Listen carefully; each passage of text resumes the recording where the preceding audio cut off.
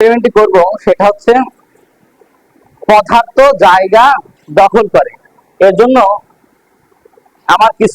আমি কিছু উপকরণ জোগাড় করে রেখেছি, যেমন একটা গ্লাস লাগবে আমাদের, তারপরে রাবার ব্যান্ড আমি আগে পেঁচিয়ে নিয়েছি। ঠিক আছে, সাউন্ড দেখা যাচ্ছে? দেখো, একটা গ্লাসের ভিতরে কি আছে? পানি আছে, তাই না?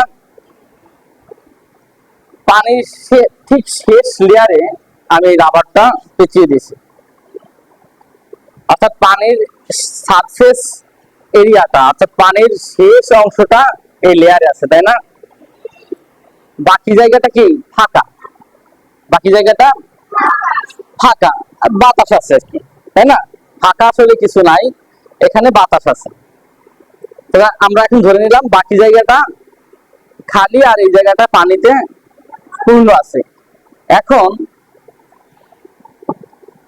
আমি যদি এই পাথরের টুকরাটা, এটা কি একটা পদার্থ, তাই না? এটা কি একটা পদার্থ? এটা কি ইট না? ইটও তো একটা পদার্থ।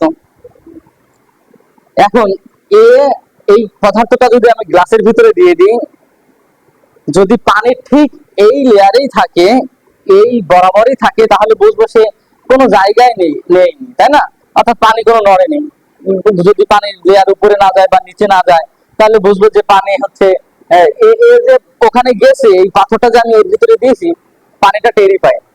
কিন্তু যদি এটা দেওয়ার পর পানিটা উপরে উঠে যায়, তাহলে বুঝবো এই গ্লাসের ভিতরে এই পদার্থটা জায়গা দখল করছে। দেখি আমি দিয়ে, ঠিক আছে?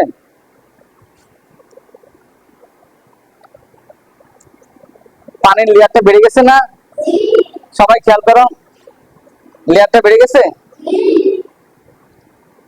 দেখছো সবাই? অনেকখানি লেয়ার বেড়ে গেছে, তাই না? আমি যদি আরো একটা টুকরা দেওয়ার চেষ্টা করি, ছোট টুকরাটা দিলাম, হ্যাঁ, লেয়ারটা আরো বেড়ে গেছে, তাই না? ঠিক না? তার মানে বোঝা গেল যে পানিটা উপরের দিকে ওঠা, এর অর্থ এই যে এই নিচে যে জায়গাটুকু ছিল পানির জন্য, সেই জায়গাটুকু এখন ইটের টুকরাটা নিয়ে নিয়েছে। কে নিয়ে নিয়েছে?